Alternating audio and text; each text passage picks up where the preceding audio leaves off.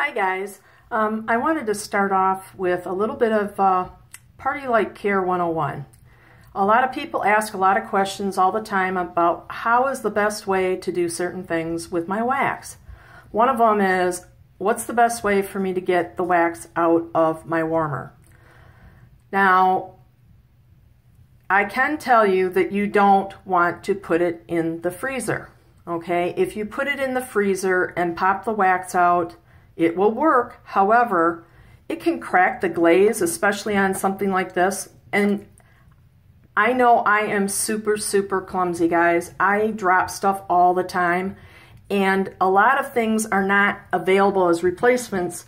In this example, the inside of this warmer is not available to replace. So if I break this tray when I'm dumping out my wax, I'm going to be bummed because I'm going to have to throw the warmer out. So sometimes we can get replacement trays, but on specialty pieces like this one, for example, we can't. So I always try to err on the cautious side. So what I do, believe it or not, is you can just take cotton balls and you can just throw them in that warmer. Just like that, let them soak up the wax. Easy peasy. There's no touching the wax. It doesn't even hurt me because it's not that warm to begin with, but boom, your old wax is out. You're ready to put a new one in.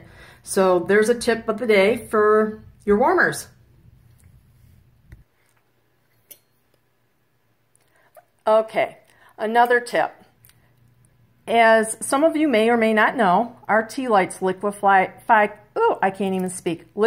completely when they are burning. Okay, this is great because they burn cleaner that way. There's no residue left when you're done burning them. However, it can make it kind of tricky when you go to blow them out. So you should not blow out your candles. You should always use a snuffer, just like this one here.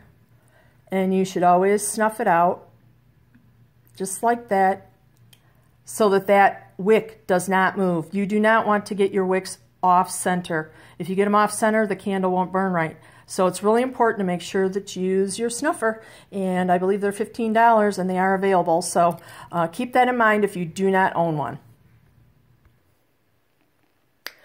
Okay, here is another tip.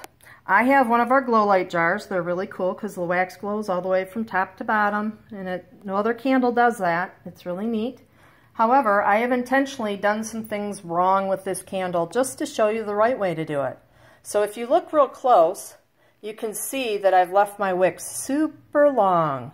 That is not something you want to do.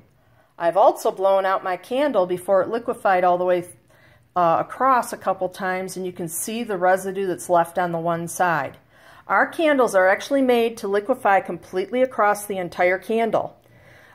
And then you don't get any residue on the sides at all. However, if you blow the candle out before that process is done, you will end up with stuff on the sides. You don't want that to have happen.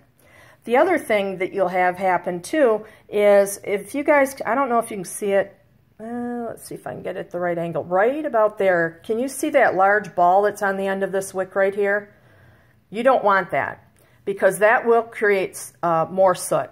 Now, our candles burn cleaner than anyone else's candles. However, they are burning. Anything that burns does have some degree of material that burns. I mean, that's what they're doing.